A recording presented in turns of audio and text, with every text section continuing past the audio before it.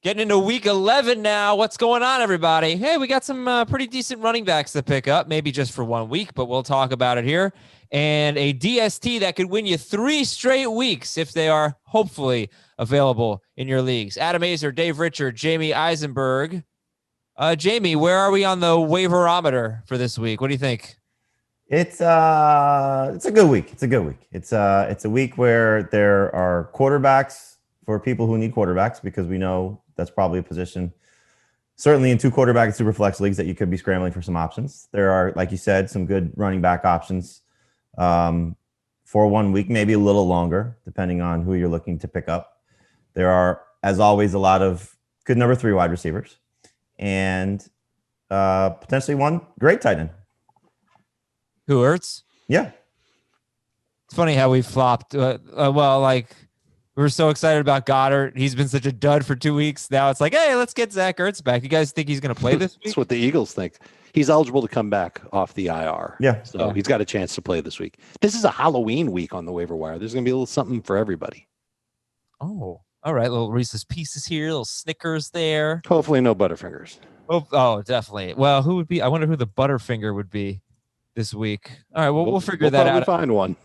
Yeah, I'm sure there will be some. There will be some black licorice in there as well.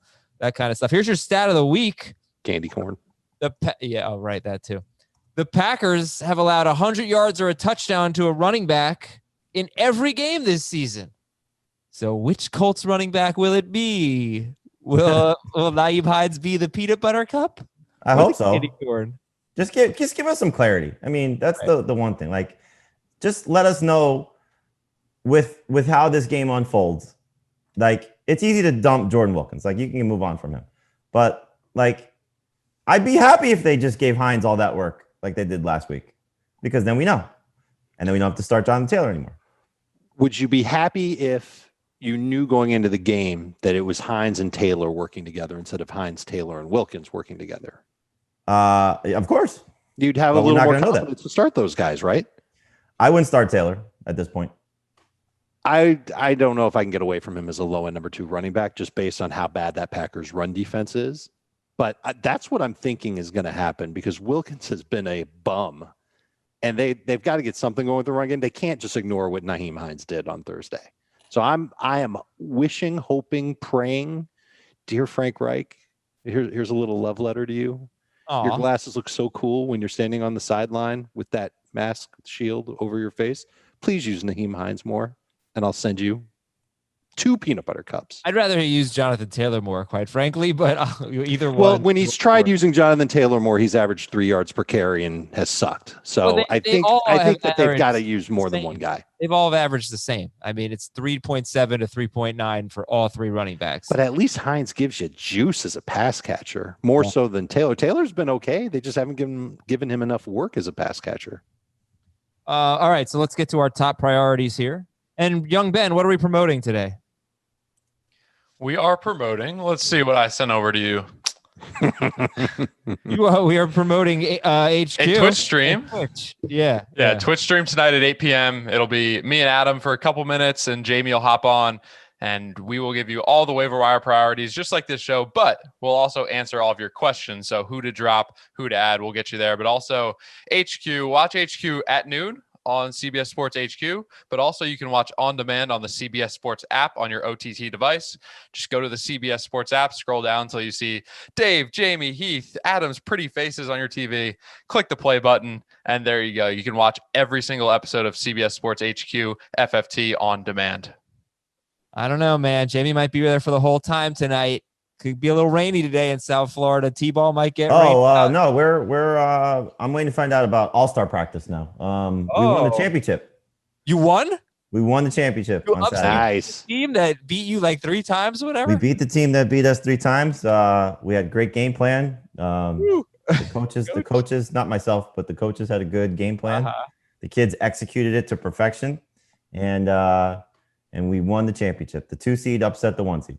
That is great. Congratulations. Thank you. All right, now let's win some fantasy leagues. Top waiver wire priorities. Before I forget, must ask, if Taysom Hill is eligible at tight end, which he is on some other sites, where would he be in your priority list? At tight end? Yeah. Probably 3 behind Zach Ertz and Logan Thomas. Okay. I mean, I think some people are going to go gaga over him. When Brees got hurt, his role really didn't change. Jameis Winston just basically played quarterback. What do you expect going forward as Brees is going to be out at least a few weeks, and they've got the Falcons twice and the Broncos in the next 3 weeks? What do you expect from Hill in terms of his role? I mean, we had a perfect example of this last year. He missed 5 games, and Teddy Bridgewater was the quarterback. So they'll continue to mix Taysom Hill in with their packages, and maybe more so if they don't trust Jameis as much as they trusted Teddy. And so I think this will be a telling game, from the standpoint of how good can Jameis Winston be? How much of a problem will Taysom Hill be for Jameis Winston? But he's going to still be involved. I mean, Taysom Hill is somebody that Sean Payton loves. He's the only one in the football community who seems to love Taysom Hill. He's got blackmail on Sean Payton. Yeah, it's so strange. But look, if he's tight end eligible, then you're going to get some additional points that you wouldn't get from most tight ends. So maybe he should be higher than Ertz and Thomas. It just depends on what you think you're going to get. All right, Dave, who are the top priorities for you? If I need a running back, and most people do need a running back, my favorite running back is Salvon the stockbroker. I botched my joke. Salvon the stockbroker with the Dolphins for a 1-week fix. I love what I've seen from Salvon Ahmed, and I think what does that mean? Salvon the stockbroker. It's a Stern Show thing. Oh, okay. Kalen Ballage is second for me, but I do think that Ballage may have more long-term potential. Ahmed might really be strictly for 1 week, and that's it. But if I'm trying to win, get ahead week in, week out, don't want to get eliminated from the playoff chase, so I'm going to put Ahmed first. Ballage not only is a 1-week guy, but maybe the guy that gets 10 touches when Austin Eckler comes back, maybe even more than that. Hines would be third. Carlos Hyde is fourth, but if we learn that he's for sure going to play and Chris Carson is not going to play, he's going to rocket up to first. He's going to be at the top of the list as potentially the lead back, maybe every down back for Seattle against an Arizona defense that is beat up. They lost 2 defensive starters in the front 7, and they're playing on the short week. The Dolphins schedule is so good coming up, and that was the DST I was referring to. If you don't need anything and you just, want to, maybe you want a DST, the Chargers and the Dolphins are going to be popular. But their next 3 games are at Denver, then at the Jets, and then Cincinnati, which is really good for Salvon Ahmed, the stockbroker, I call him. Inside joke. So I mentioned Nyheim Hines has a great matchup. Ballage has a great matchup against the Jets. Hines, great matchup. Ahmed, great matchup. And Hyde's matchup would be fine. He's Seahawks running back. So Dave went with Ahmed, Ballage, Hines, or Ahmed, Hines, Ballage. Sorry. Ahmed, Ballage, Hines, Hyde as of Tuesday morning. And right. If things change before waivers are set up and Hyde's definitely for sure going to play, he's first. And Jamie, what's your order? Well, assuming they're all available, I mean, look, Ahmed is the one that's going to be the most widely able to be picked up because of his roster percentage is 6%. So he's going to be the most added player. But if everybody's available, Ballage by far for me for 2 reasons. One, matchup against the Jets is amazing. And you've seen the workload now for 2 straight games. The thing that concerns me about Ahmed is that there's the potential of Matt Breida playing. And so what happens then? And then it is certainly a 1-week window for him. Now, same thing could be for Ballage because Eckler's running again, but I don't know how quickly they're going to rush Eckler back. I'm going to guess Gaskin, as soon as he's ready, will come back and he's eligible to return next week. So that's something you have to factor in if you're looking at it from who can help me just this week or who can help me maybe in the next coming weeks. True. So I think both guys are in similar spots, but I'll take the guy playing the Jets who I've seen work in the passing game. I just don't know why they're not throwing the ball. It's a really weird thing because I think he can catch. Ahmed? But only 1 catch in the last 2 weeks. Yeah. And they really haven't thrown to their backs at all. Patrick Laird had a couple catches 2 weeks ago into a second start. And Laird had, I think, 2 catches again last week as well. But I just like Ballage a little bit better. I would actually put Ahmed third if they're all available again because Hines could be long-term, the best running back for the Colts. So, you can make an argument that he should be first, just based on what that opportunity is for him. Dave mentioned it. Hyde's in a good spot. I'd still put him fourth, even if he is the starter, but all 4 guys would be starting options this week. I just think that Hyde coming back on a short week will still share touches with whoever else is going to be active for them, whether it's Collins, if they elevate him up the practice squad, or Homer or DJ Dallas. But all 4 guys are in great spots. So who's the player, and maybe it's one of those running backs that we just mentioned, who's the player that I don't really need someone for week 11. I want to look more long-term. Hines, not close. Well, what not Ertz, not Jameis? Oh, I thought you meant the running backs. No, at any position. I'd still take Hines because if he's the lead running back for the Colts, you'd want to have that. Okay. And Jameis is obviously a must-add in 2 QB leagues and Superflex, but Atlanta, Denver, Atlanta in his next 3 games. Do you think he is going to be a top 12 quarterback over the next 3 weeks? So Teddy last year started 5 games. He scored 20 or more fantasy points in 3 of those 5. Now that's again factoring in what Taysom Hill did. That's factoring in, he had some up and down performances, in how they ran the ball too. So you mentioned Atlanta. Jameis obviously has a familiarity with the Falcons, having played in the same division with them prior to joining the Saints. He's played them 5 times over the last 5 games over the last 3 seasons. He scored 29 or more points in 4 of those. You know what he's going to be because I don't think a lot's going to change. He's going to have turnovers. He's going to get a little reckless. I'm excited. I just want to see what he looks like with Sean Payton calling plays, with Michael Thomas hopefully healthy and Alvin Kamara on his side, and just to see if this is now. I mean, imagine Jameis Winston. He went to bed Sunday night knowing that he's got a 3 to 5 game or 2 to 4 game potential audition to earn north of $20 million a year. If he plays well, he's not going to get a mega deal, but he's going to get an opportunity to be a starter once again. But weren't you a little discouraged by what you saw in the second half? I don't want to count, him playing against still a good 49ers defense. They're not great because they're down guys. And I get that he didn't practice with the guys. Right. Coming in the middle of the game. Reps. Right. And not knowing what was going on with how this whole, they got shell shocked. I mean, you looked at their faces when Breeze went down and didn't come back out. Yeah. They looked like they were defeated offensively. Yeah. And if actually you want to go back a year ago, Bridgewater came in against the Rams right out of the gate. Breeze got hurt. Bridgewater, look, I don't remember the game. Really, I'm just looking at the stats. He only completed 57% of his passes, 30 attempts, 165 yards, no touchdowns. That was the game that he replaced Breeze. And then the next 5 games, he completed almost 70% of his passes, and he threw 9 touchdowns to 2 interceptions. So it's, difficult circumstances to just come into a game without any practice, basically leading up to it. So just to ask the question again, do you think Jameis is going to be a top 12 quarterback in the next 3 weeks? He'll be in the conversation. In the next 3 weeks, I think he'll have a top 12 finish once. He will not be a top 12 quarterback over his next 3 games. Okay. Like, put it this way. If you've been starting Ryan Tannehill, this is a good pivot play until Tannehill's schedule lightens up in 3 weeks. If you've been starting Stafford and you're concerned, I know he just had a great game, but obviously it's a little risky still without Kenny Golladay. If you've been starting Carson Wentz, this is a good pivot play.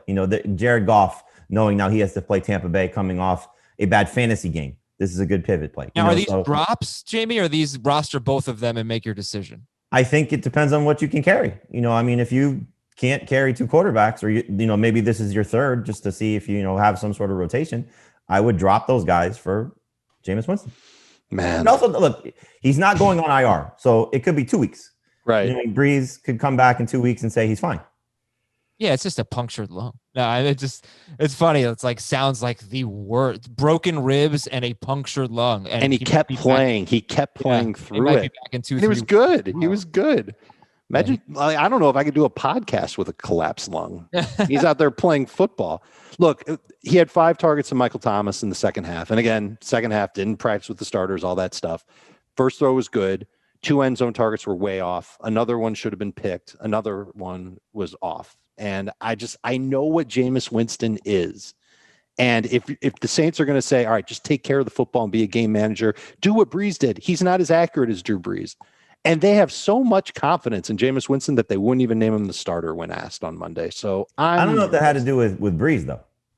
No, what do you mean it doesn't have to do with Breeze? Because they ruled him out already. Oh, that they haven't ruled him out yet? Yeah. That would make sense. But I think everybody's assuming that Breeze isn't going to play. And maybe if the question were posed differently, if Payton, according to all accounts, was annoyed during his media session yesterday. Like the Falcons, I guess it was his time to speak with the opposing team's media as well. Or I don't know how they do Zooms these days. It used to be, you speak with the opposing team's media. But according to one thing I saw, he spoke for 7 minutes. Raheem Morris spoke for 15. Okay. So, and who knows? All right. But who knows? He's salty right now. Yeah, he just lost his quarterback for a couple of games. I don't blame him. The thing about Michael and Thomas now he's got is, Jameis as his quarterback. Okay. Well, yeah. All right, we'll get into that situation, but I got to get some more waiver wire names out there. How about some wide receivers? Jacoby Myers is still the best one. You've seen enough now over the last month, but certainly the last 2 weeks that they're just want the ball in his hands. The pass that he threw against the Ravens, taking advantage of his history as a quarterback. The targets have been there. I mean, Cam's not throwing any targets have been there. And it's 40% target share. Yes, 40%. Wow. In the last 3 games, it's 40% of Cam's targets. 31 targets he has. It's a great matchup against the Texans. I mean, he's a borderline must-start guy. Yes. Okay, we'll get some more names a little bit later. And Dave, which tight ends would you drop for Zach Ertz? Like, would you drop Goddard? Would you drop Hooper? Would you drop Jonnu? Or is this a let's roster both and make decisions kind of situation? If you can roster both and make decisions, that's probably the way to go. Hooper from the tight ends you listed would be the first one that I would drop, though I'm not sure it's fair to say that he's trash now after, win game. Baker barely threw. He only had 2 targets, 1 catch. Goddard, I might want to hang on to. Jonnu, I am hanging on to. Okay. By the way, you talk about salty coaches. I was reading this in the New York Post. Doug Peterson goes on. Like, this is so Philadelphia radio. Doug Peterson goes on the radio. You saw this? Yeah. 94 WIP. And they bring him on, and the host starts the interview by telling him that a poll of the fans, 72% of the fans blamed coaching for the loss to the Giants. And he goes, thanks for the lead-in. That was awesome. Listen, that just puts me in a great mood today. I'm already in a good mood. Appreciate it. Should I hang up now? I'm filling my obligation right now. If I hang up, I fill my obligation. I'm pissed off, Angelo. That is great. Like, what kind of a jerk host is like, hey, coach, welcome to the show. 72% of our listeners think it was your fault. Hey, I respect that. I do too. You got to be held accountable for what you do as a coach. You don't lead with that. That's disrespectful. That is disrespectful to Doug Peterson, who's coming on your show, giving you a ton of ratings. Like, you don't. Well, they pay him a ton of ratings. You don't. That's a paid guest. That's not a ratings magnet. Doug Peterson. Well, all right. The pay thing helps, but I still think that's bad etiquette. Like, I just don't think that's. But you got to understand. I'm going to guess that this has been a relationship that they have since he's been the head coach there. So there's probably been a lot of good moments and a lot of bad moments. You got to be honest. Yeah, honestly, like, that's the kind of thing that I would expect from. Oh man, okay. That was all a setup to get to Gall Man. Unbelievable. You're the Gall Man now. Are you and Mazowska celebrating? Did you guys have a party in New York City yet? No. He did text me a celebratory text after the game. Yeah. All right. How much FAAB are we talking? Going to the Super Bowl, right? No. Apparently, they're going to the COVID cleaning procedures because the guy on their team has COVID, so they've had to shut down stuff. Bye week for the Giants. Yeah. Okay. How much FAAB are we talking this week, guys? How much FAAB? I mean, at this point, if you got to get one of these running backs, you're going to probably spend a lot. But again, I don't know how much of a tenure these guys will have, depending on some of the injured situations that we're talking about. So, if you're being conservative, somewhere in the neighborhood of 15% for all of them, maybe 20 if you have to get one of these guys. But they're starters. That's the thing. Ballage can start. Ahmed can start. Hines can start. Hyde can start. They're all in very good spots. The receivers, not much. Ertz, same thing. Just because he may not return. Like you asked Dave, would you drop these guys? You can't, because Ertz may not play. So and he hasn't been that good either. And Goddard hasn't been good. It's like no, but you're going the offense at this point. There's 2 tight ends in the NFL right now that fantasy managers can say I trust, and then after that it's okay. Maybe Hawkinson, maybe Hurst, maybe Gronk. It's like there's. Oh, I don't think those guys are maybes. Those guys are definitely, considering everybody else who's. But that's what I'm saying. There's like I know. I'm just saying there's more than 2, but there's not more than maybe 5 or 6. Yeah, but again, I think there's 2 that you say I don't worry about what they're going to do. They may have bad games, but I don't worry about what they're going to do. Yeah. Like we saw last week, Hawkinson, Matt Stafford threw 3 touchdowns, and Hawkinson didn't do anything. So there's that risk with these guys. So Jared Cook had no catches. So it's risky across the board. So I think Ertz is in that risky conversation. So he's worth adding for sure. Okay, and so spend some FAAB. I don't know if we gave like a percentage, but I suspect. You have to understand. Yeah, you have to understand where you are in the standings, obviously, and you have to be aggressive because we do have. Last week, the replacement running backs had terrible matchups, and the replacement running backs were not very good. And Duke Johnson, I think he had a good matchup, and he just stunk. That was disappointing, but you should have spent on him, and you get 2 more games of him. But this week, it's set up really nicely for Ballage, and it's set up really nicely for Ahmed, and it's set up nicely for the Colts running game, whatever that means. And then, there's the Carlos Hyde situation and Alex Collins. I mean, how much of a bid would you put on Alex Collins? 0. Look, if we get the nice thing is they play Thursday, so you're gonna have a better understanding of what the Seahawks running back situation is by the time you put in your bids tonight. So if we get through another Carlos Hyde is limited, you know what Pete Carroll's going to say. He's trending in the right direction. He has a chance to play. I would still, if I have some roster spots to play with and I can get Hyde, I'd want to probably see if I can get Collins as well, just to see, because it's very clear Collins is probably going to be the guy if there is no Hyde or Carson. At this point, Carson's not going to play. So the fact that they just showed you what they showed you in the game against the Rams, that DJ Dallas and Travis Homer are replaceable, and Alex Collins was the one who had the most touches. So I would say Collins is a very good fallback option if you're looking to count on one of the Seahawks running backs. So try and pick up both if you can. I don't mind that. I just wouldn't spend a lot of FAAB. I don't think you have to spend a lot of FAAB on those guys. And that's the problem, is that we're telling everybody to be aggressive with their bids and, do what you got to do if you need a running back this week. But there's going to be 4 people in every league that are going to feel that way. And they're going to see the big numbers that Hines put up, Ballage put up, and Ahmed put up. And they're going to bid heavy on them. So I almost feel like you've got to go closer to 25% on those guys, but you can probably go under the radar on Hyde and Collins to the point where I don't think Hyde. Collins, yes. I don't think Hyde. Because how much do you really think you've got to spend 15% of your FAAB on Carlos Hyde? Look, we are 3 weeks away from I think that'll get him for sure. We are 3 weeks away from the fantasy playoffs. So you have to understand that if you are borderline 5th seed, 6th seed, 8th seed, whatever the case may be in your standings, this is the time to get guys that could help you.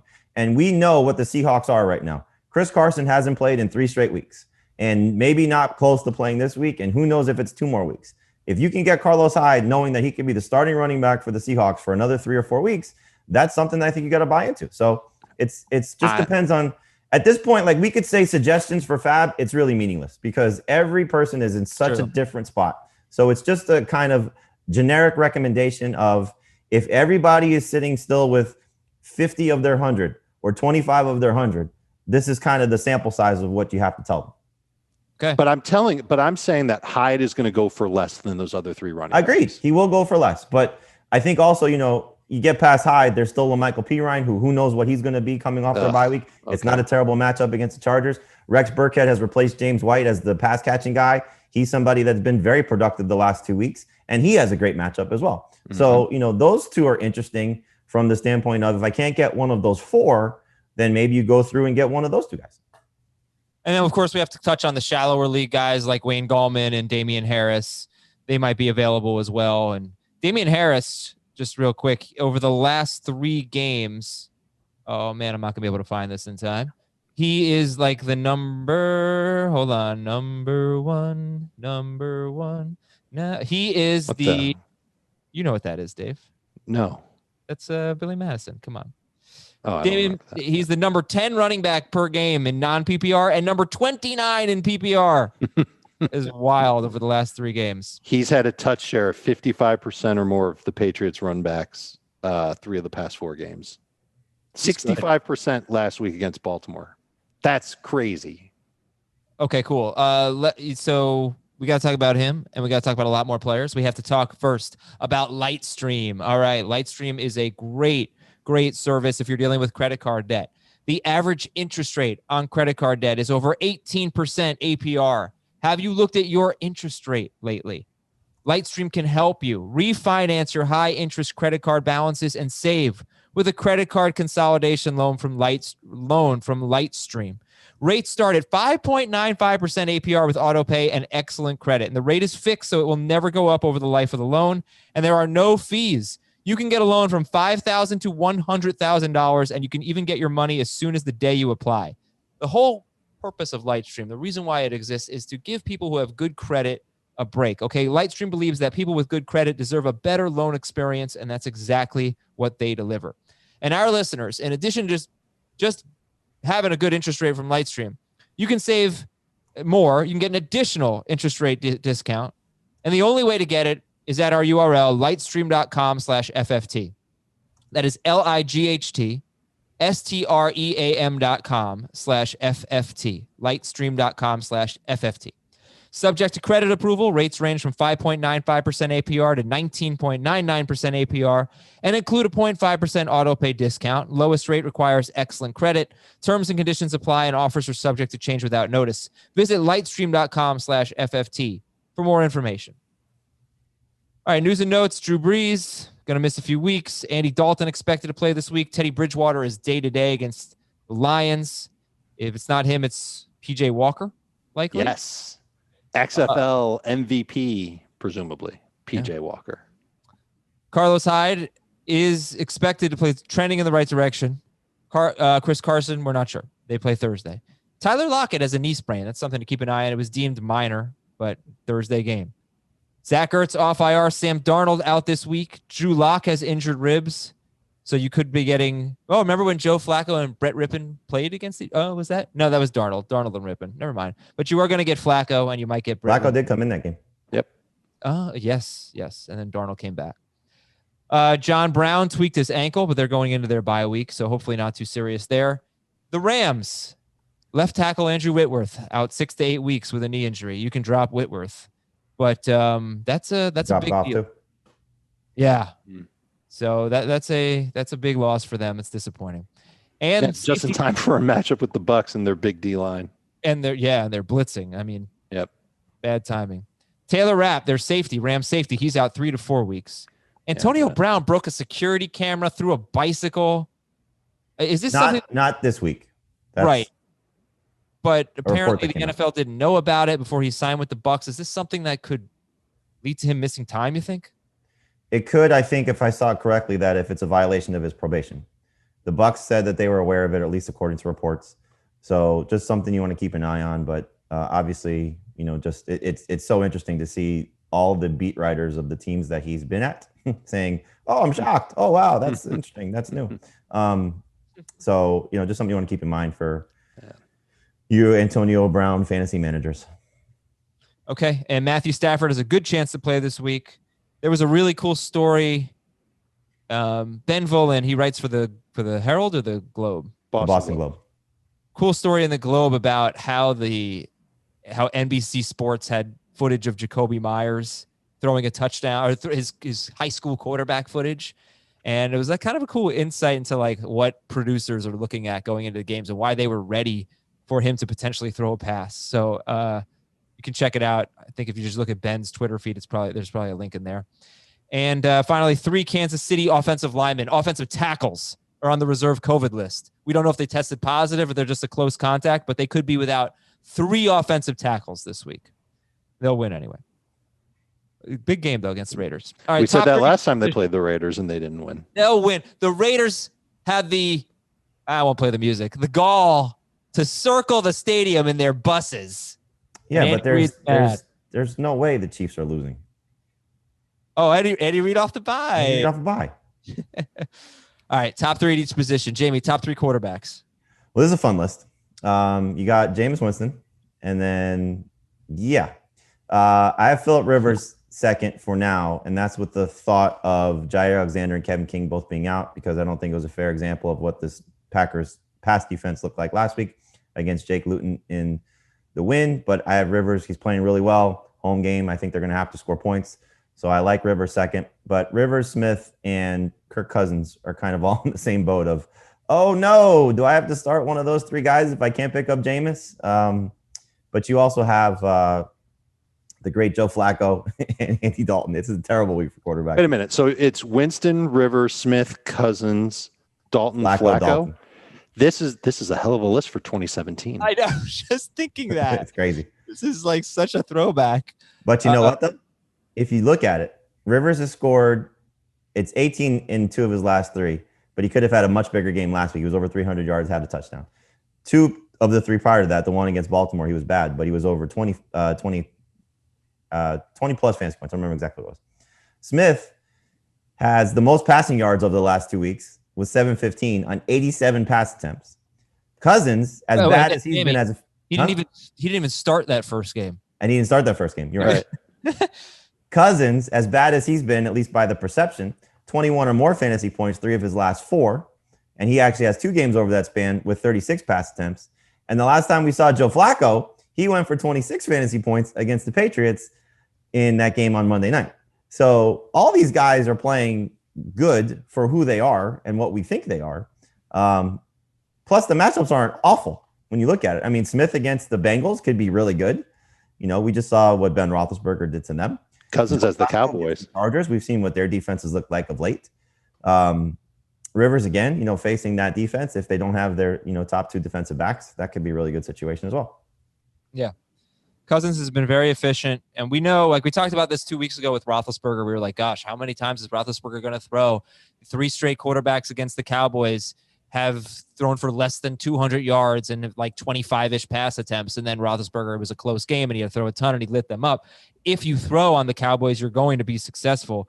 You can't sit here right now and imagine a lot of pass attempts for Cousins, but he's still, I'm going to say based on every week, basically, he's probably going to throw 2 touchdown passes. That's what the Cowboys give up. So yeah, right. Like 202 is a good realistic expectation for him. Not a sexy list, but these guys could give you something. And one thing about Rivers, as the running game has really struggled. I mean, we could be excited about Nyheim Hines all we want. This running game has really struggled. I said this on the show yesterday. They don't have a rush attempt of longer than 22 yards all year. That's incredible for the Colts. But it's also, I think, he's throwing a lot with the running game struggling. He's throwing 44, 33, 43, and 39 times in his last 4 games. If Hines is playing, that's a good thing for his passing numbers because it makes them more multidimensional when he's on the field. All right, so at running back, we're looking at Ballage, Hines, Ahmed, Carlos Hyde. Dave, just give me like 2 or 3 more names if you want, real quick. Rex Burkhead, Gus Edwards, and then the Rams running backs Malcolm Brown and Cam Akers. And P. Ryan, I think, probably deserves a shout. I mean, if you really want to stash him, just see what happens. You can. And you have Gallman, you have Harris, you have J.D. McKissick available in like 25% of leagues. Wide receiver, Jamie, who are the top wide receivers? So I still put Tim Patrick second just because I don't want to judge him based on getting ejected last week. And I think, we saw him have success with Rippon. Even if Drew Lock is going to be out, they're a bad team. They're not going to run the ball very well. And he's been very productive. So I have him second. I have Michael Pittman third, obviously hoping that what we saw last week against the Titans is something that they could build off of. And then Marquez Valdez-Scantling, just because he's been such a significant playmaker. And Rodgers is not throwing to anybody else in his receiving corps besides Devontae Adams and Valdez-Scantling at this point. Okay, so that's Jacoby Myers, Tim Patrick, MVS, and Michael Pittman. Mm-hmm. Dave, is there anyone you wanted to add? Let me see. Josh Reynolds should be on this list with 27 targets in his last 3 games and ending up being a bigger part of this Rams passing offense. I think he deserves some consideration, not as the top wide receiver, but if you're nervous about the high variance in Valdez-Scantling, then you should probably go with Reynolds instead. If you knew Allen Lazard was going to play this week, which Packers guy would you pick up? Lazard. There's a better chance of him being more successful and converting his targets. So you have to factor that in with MVS too. Yeah, Lazard is also a lot more roster than MVS. And then last question on this, we'll get deeper into the list. Guys like Jakeem Grant, he's got an opportunity. Maybe Keelan Cole, seeing some. Keelan Cole has Pittsburgh, and they've given up the second or the third most touchdowns per game to wide receivers receiving touchdowns. So there's just a bunch of names like there is every week with wide receiver. But Josh Reynolds, who do you think Carlton Davis covers in this game? Because Reynolds is the more conventional wide receiver that you'd think the top cornerback would cover, but he's obviously the least accomplished of the trio. Where do you think Davis goes? And I ask this because week after week, it's like the other guy that scores against the Bucs. I don't know how you consider DJ Moore versus Robbie Anderson, but consistently the guys who catch touchdowns against the Bucs are not the ones you'd expect, I guess. So do you think he gets Carlton Davis? I don't think Davis travels because they have so many quality wide receivers. So my guess is he plays aside. Okay. All right, and then Dave, tight end. If you can find Zach Ertz, he's going to be the top guy to go and get, even though it might be a stash for a week. But if you need a tight end that you know will for sure play in week 11, I would say Logan Thomas is that guy against Cincinnati. Had 4 for 66. That's pretty good for a tight end, and always a chance for him to score. Give me one more name. Dalton Schultz is the next tight end I have up. Okay. For the Cowboys against Vikings. DST, what we got? Well, the Dolphins, you said it. They're in such a great spot. They've found a way to be productive 2 of the last 3 games from scoring touchdowns, and they nearly had a third when they blocked the punt against the Chargers in week 10. So facing the Broncos, whether it's Drew Lock, who will be less than 100% and clearly struggling, or Brett Rippon, who had multiple interceptions against the Jets, I think it's a great spot for them. And then, like you said, their schedule moving forward is very favorable. I put the Chargers second just because of the Jets. You know, you bank on the season-long track record of what the Jets have been. Obviously, Flacco has been better than Darnold, or at least he was the last time we saw them. But, you know, the Chargers, if they get Joey Bosa back, I think that's the key to it. You know, Bosa doesn't play, then it's a little tougher to trust them. He's dealing with a concussion. I'll go back to the Washington defense. I like the fact that multiple players are taking accountability for how they performed against Detroit. And I think going against the Bengals, where we know their offensive line's a disaster right now, Joe Burrow's a little bit banged up. I think the Washington defense will get after him a little bit. And then the Vikings defense against Andy Dalton. You know, last time we saw him, he was bad against the Cardinals in his last start. But, you know, just kind of struggling in the 3 appearances that he's made since Dak Prescott has gone down. Okay. Dolphins, Chargers, and the Vikings. And I'm sorry, Washington and the Vikings. And kickers. What's Jason Sanders as? Is Jason Sanders universally owned yet? Roster? He's like 85%. Yeah, that was the first guy I looked at. He's like the best kicker in football. I mean, he's unbelievable. He missed his first kick? Yeah, and it was almost 50 yards, but he's booting like 49, 50-yarders basically every week. He's not the best. He's up there. I wonder if he gets a 60-yard attempt in Mile High. Oh, okay, yeah. Who else? If I can't get Jason Sanders, which I can't, who am I getting? Well, Young Shui Koo is at the cusp, 65%. Apparently Dave didn't like that. He smelled. No. There's a fly around here. Sorry. I would love to pick up Young Wei Koo. Randy Bullock. We know how good he's been. Turning into Mike Pence over here. There's a fly everywhere. Rodrigo Blankenship. He's still available, 55%. And I go back to Kyrie Fairbairn at home against the Patriots. All righty. Minnesota 19 and Chicago 13 last night. Minnesota dominated the time of possession, 35 minutes and 50 seconds. Bears had the ball for just 24 minutes and 10 seconds. And then a pretty big injury in this game. Obviously, Nick Foles, who apparently is okay, which was good. We got the news this morning. He's going to be okay. That's good. But Akeem Hicks, I didn't see an update on him. He left in the third quarter with about 2 minutes left. But I thought the fun part of this game was watching the Bears defensive line just really seems so motivated. They did a great job against Dalvin Cook, and Hicks was part of that. He left, so we'll check on him, but they're going into They said it was a hamstring. You know, when he first came up, the way that he walked off the field and the fact they didn't come back in, I thought, oh, is it an ACL or Achilles? Because it was non-contact, but he was, you know, chasing down somebody. If I'm the Bears this week, I fire Matt Nagy and I promote Chuck Pagano to head coach because the defense has been fantastic. The offense has been an absolute disaster. And they already turned play calling over to Bill Lazor. What could be worse? Like, at least Pagano has led a team before. They got to do something to spark this team because they're still in playoff contention.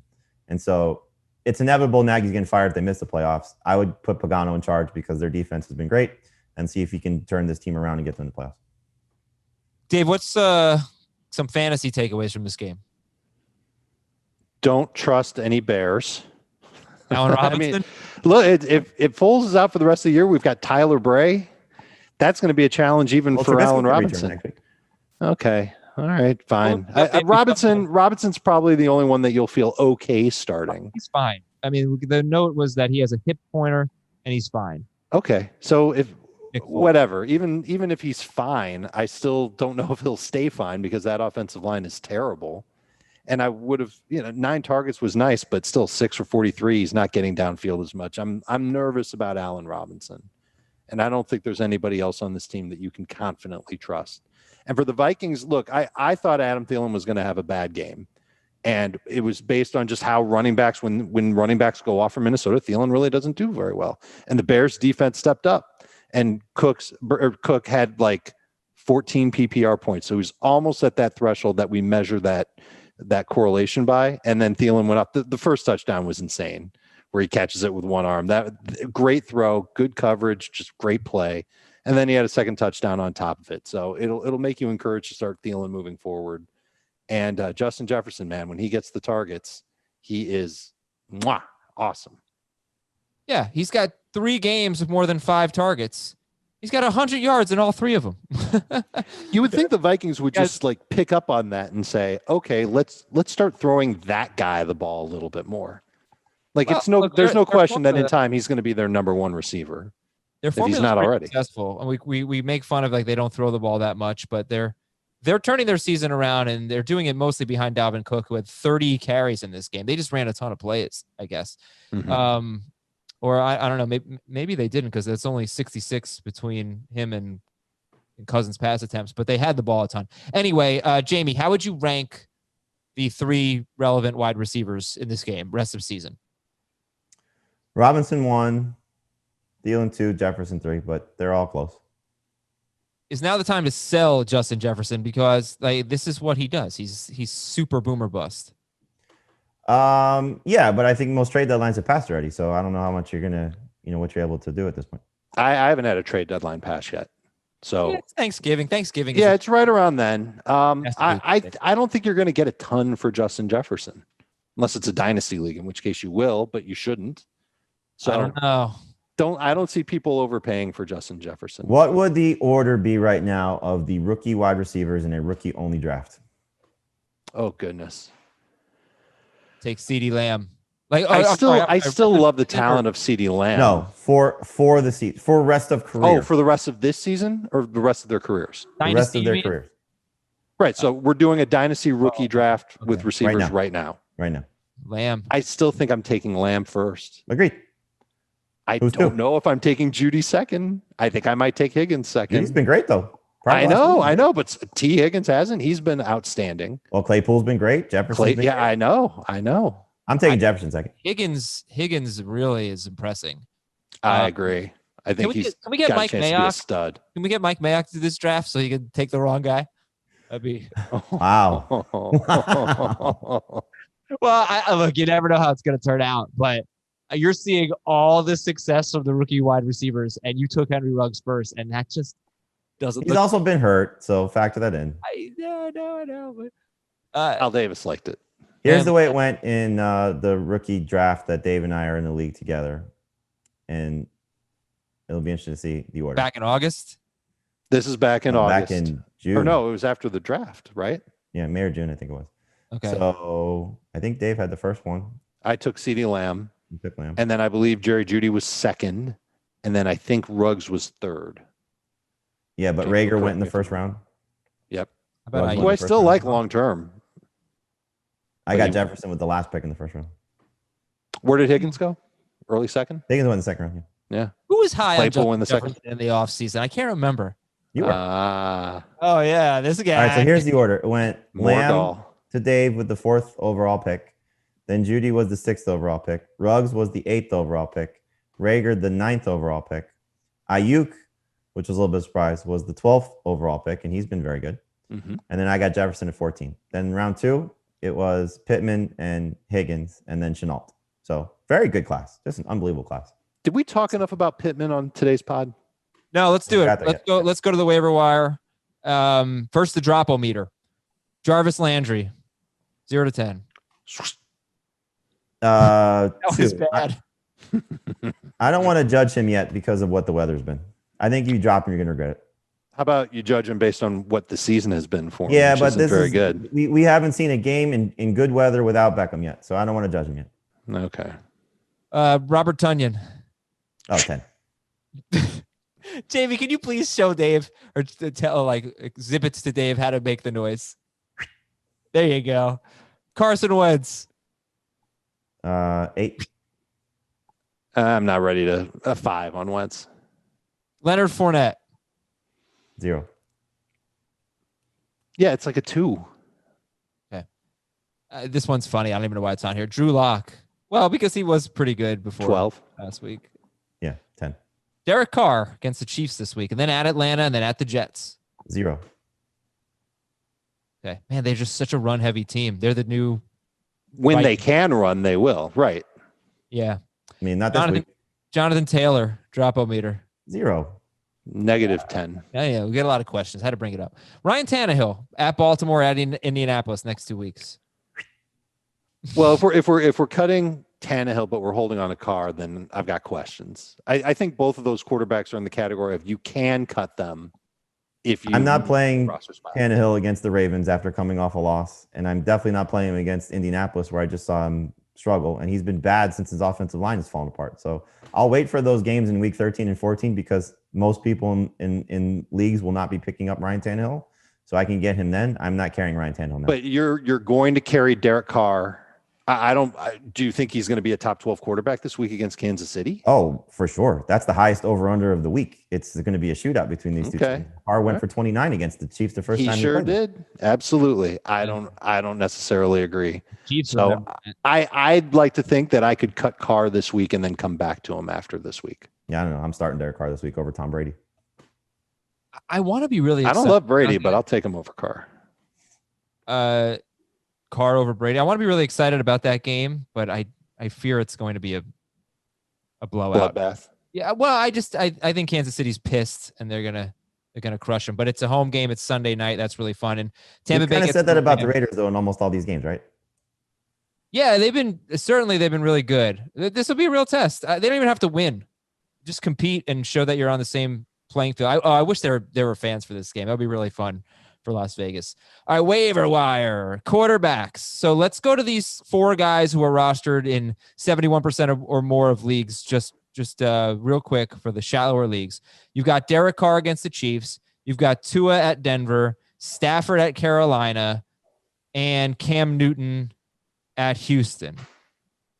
How many of them would you take ahead of Jameis Winston? That list is Carr, Tua, Stafford, Newton. Carr and Cam. I'm taking everybody but Carr ahead of Winston. There's one thing that worries me a little bit with Cam Newton. Check this out. Tell me if this bothers you. There have only been 3 quarterbacks against Houston that have scored fewer than 23 fantasy points in 6-point per passing touchdown leagues. They are Lamar Jackson, Kirk Cousins, and Baker Mayfield. They are the 3 who threw, I think, fewer than 30 passes. They all threw 20 to 24 passes. This is why I was a little nervous about Mayfield. Then the weather came in. That was even worse. But Cam Newton, I think basically what I'm trying to say is if he doesn't score a rushing touchdown, it's going to be probably a bad game. Probably, but he does that every week.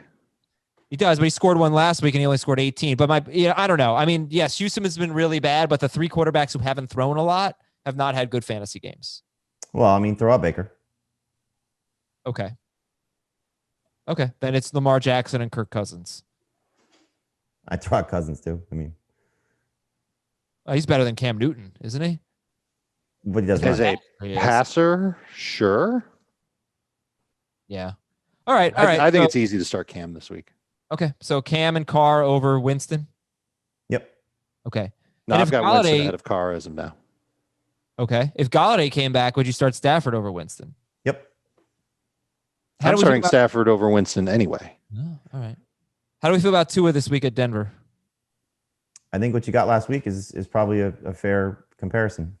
Under 200 passing yards, 2 touchdowns. They can run on them. Take him over Tannehill and Goff for sure. Yeah.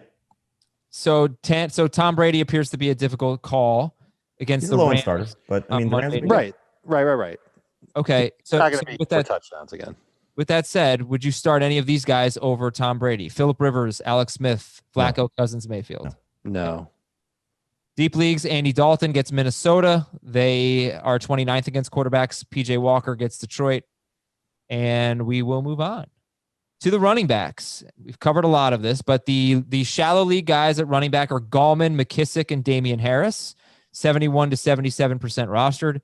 I'm going to ask you guys again. I asked you on Sunday. J.D. McKissick, his next 3 matchups are against teams that currently rank 1st, 2nd, and 4th in receiving yards allowed to running backs. Does that matter to you with McKissick? Not really. Because I just think that Washington's going to do what they do, and throwing to him, those little short passes, is just a part of their offense. This week, And next week it matters a little bit just because they can play with the lead. So facing Cincinnati and Dallas. Yep. And we already saw the Dallas game. I mean, I remember we had this conversation, McKissick versus Gibson. Mm-hmm. And I remember. I know where I was. I thought it'd be a good game for Gibson. The difference is that was Kyle Allen. And so Alex Smith will definitely throw the ball more to his backs. But we saw a little bit of a change in the second half of that game last week where, most of McKissick's targets came in the first half. And Alex Smith started challenging downfield a little bit more. So I just wonder what they're going to do as they're getting more guys.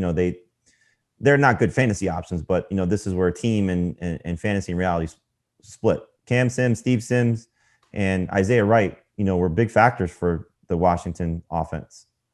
And Alex Smith is spreading the ball around. So, it's we'll see. I think McKissick is a borderline starter this week. He's not a must start. Like for me, he was a top 20 guy the last 2 weeks, and that paid off.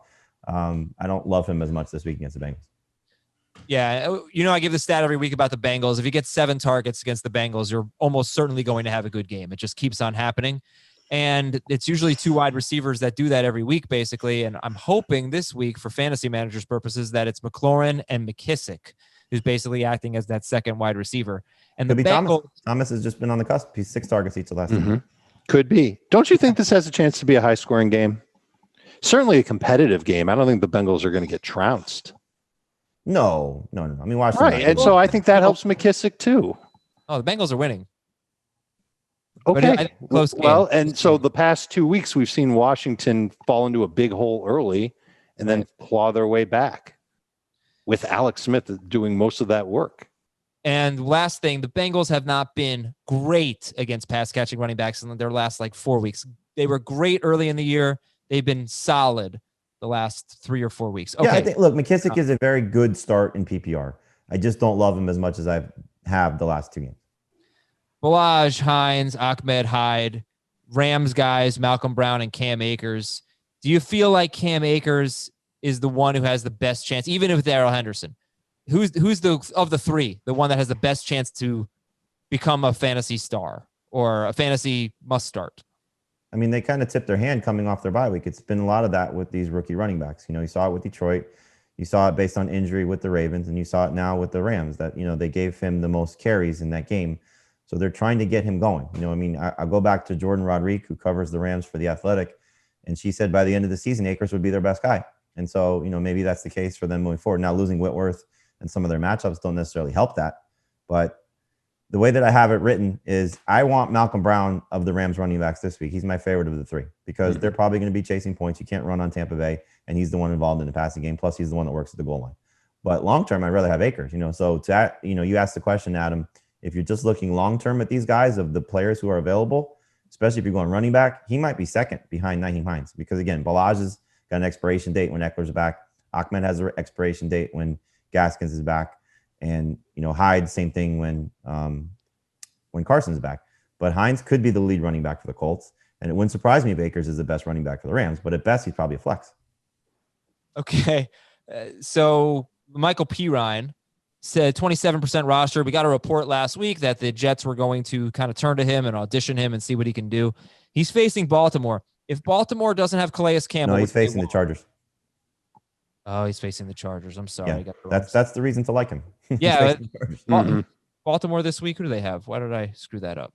Baltimore Titans. They have the Titans. Okay. Derrick Henry and Michael Pittman are slightly different. Oh, I know what it is. Yeah. Okay. The Chargers have been terrible. Baltimore also might have a terrible run defense in the short term if they're missing 2 defensive linemen and a linebacker. But for Pittman, the Chargers have been one of the worst run defenses in football recently. Rex Burkhead, Alex Collins also on the list, and we'll go over to the wide receivers. We should spend more time here at wide receiver. Corey Davis, is he a stash? Is he a drop? Would you exchange him for Jacoby Myers or Tim Patrick? What do you think about Corey Davis? I would exchange him for Myers, but overall, I think he's still a useful part of fantasy rosters. Yeah, again, you want him for those 2 games coming up, not the 2 games that they have in the next 2 weeks. You want it for week 13 and beyond when they start with Cleveland. The next 2 games against the Ravens and the Colts aren't going to be very good, I think, for the Titans passing it. And Davis, by the way, unlike the Michael Pittman, does have the Ravens this week. What about John Brown and Cole Beasley? They're going into their bye week. They're both around 70% rostered. Jamie, last week you said that John Brown was a break-the-bank FAAB guy. So, yeah, I mean, this could be the time. Maybe somebody drops him. What do you think about John Brown long term? If he's dropped, he's not a bad guy to pick up, but we just don't know about the ankle injury now. That's the unfortunate thing. The report that I saw last night was could be week to week, and that doesn't sound encouraging for a guy that's battled injuries earlier this year. So it just sucks because he should have had a better game against the Cardinals, and if he's hurt, that'll help Beasley. But I don't think either of these guys are must stashes going into their bye week. They'll be available in 2 weeks. Dave, did you want to say more about Michael Pittman? Because the top priorities for Jamie are Myers, Tim Patrick, and KJ Hamler has 2 straight games with 10 targets, and then Michael Pittman and then MVS. Yeah, I just real quick, Adam. When I give you those things, I give you just the teammates together. Yeah, I know. So Patrick is a top priority. Hamler is not. But I've got Pittman second behind Jacoby. I love that he had 15 targets over his past 2 games. That's an 18% share. That's actually tied for the most targets a Colts pass catcher has had in consecutive games this season. And we know that Rivers is throwing a lot, and I think he's going to keep throwing a lot.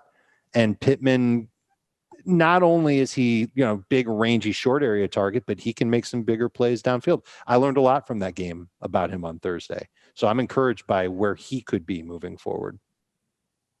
Okay, we got MVS. Allen Lazard's a better option if they're both available, but we don't know if Lazard's playing this week. Hopefully he will. Josh Reynolds against Tampa Bay at Tampa Bay Monday night. You got Jakeem Grant. All right, so Jakeem Grant, he had 5 targets. He caught a touchdown. He actually led the team in receiving for the Dolphins. He's 2% rostered, and he's at Denver, and then he's at the Jets, and then Cincinnati. Just remember, the Dolphins have a great schedule coming up. Mm-hmm. And it's two games for sure without Preston Williams left. So, right. Yeah. So how do we separate these guys? Jakeem Grant, Jalen Reagor, Rashard Higgins, who didn't he led the team in receiving with 48 yards, and Baker Mayfield only threw 20 passes. So we shouldn't completely overlook what he just did. Keelan Cole, the Steelers, like I said, they've been struggling against wide receivers. Well, it's also Laviska Shenault's out too. Yep. Yeah. So I mean, is there anyone you're excited about here that I just mentioned? Yeah, I mean, again, nobody's a must-start guy. Myers is the closest to that. And Patrick, prior to getting thrown out last week, the Broncos have just been throwing the ball so much. It was 4 straight games now with 40 or more pass attempts. And so you see Jerry Jeudy double digits in targets, on average for the last 3 weeks. You see KJ Hamler back-to-back weeks with double digits in targets. What Patrick has been, prior to having that hamstring injury, 4 of his last 5, 100 yards or a touchdown. So, you could probably make a case, and I should probably have Pittman ahead of Patrick just based on what the upside could be for him. So I certainly get that. But Reynolds, the targets have been there for him. This was the concern with Tyler Higbee going into the season. Was there going to be a third receiver, or was there going to be more of the 2 tight end featuring the tight end type of offense from Sean McVay? And what have we seen recently? It's been more of the 3 receivers, so Josh Reynolds has established himself as a key part of this offense. But I think when you look at the guys who are readily available, Pittman at 10%, Reynolds at 6%, and Grant at 2%, there's a big opportunity in front of Michael Pittman. Hopefully he takes advantage of it. Okay. I sorry, I should have clarified. I meant, was there anyone who excited you from the Jakeem Grant, Keelan Cole, Jalen Reagor group? Those guys. Not really. Reagor hopefully will start to produce more. He played a lot. And, people were concerned what's going to happen when Jeffrey comes back. Who's going to be the one impacted? It was Greg Ward. Greg Ward was the one that got left out. The playing time was still the same for Fulgham, still the same for Reagor. So the only concern you have with him is what happens when Ertz is back and they, continue these, 2 tight end personnel. By the way, Tim Patrick, 1 game with Brett gripping and ripping, 6 catches, 113 yards, and a touchdown at the Jets. Tight ends, we've got Hayden Hurst, 82% rostered, and pretty favorable schedule, although New Orleans has really gotten a lot better against tight ends lately. They have, yeah. Hurst is 4 to 6 catches, 51 to 68 yards in 4 of his last 5 games. Very similar to what Austin Hooper was coming into last week. You've got Dallas Goedert. You've got Austin Hooper going up against the Eagles, who stink against tight ends. But then the ones that are more available are Zach Ertz and Logan Thomas. The Bengals give up the 2nd most fantasy points to tight ends. Kyle Rudolph, potentially, if Irv Smith is out again. Dallas is not very good against tight ends. He played well last night. They've been better, yeah. Well, fumbling didn't help. It didn't help. You're not certain that was a fumble. But then why did I lose 2 points for it? because it could not be overturned. And Dalton Schultz, Graham had a good matchup. Graham was open for a touchdown last night at Minnesota. Nick Foles missed him. Nick Foles was really bad.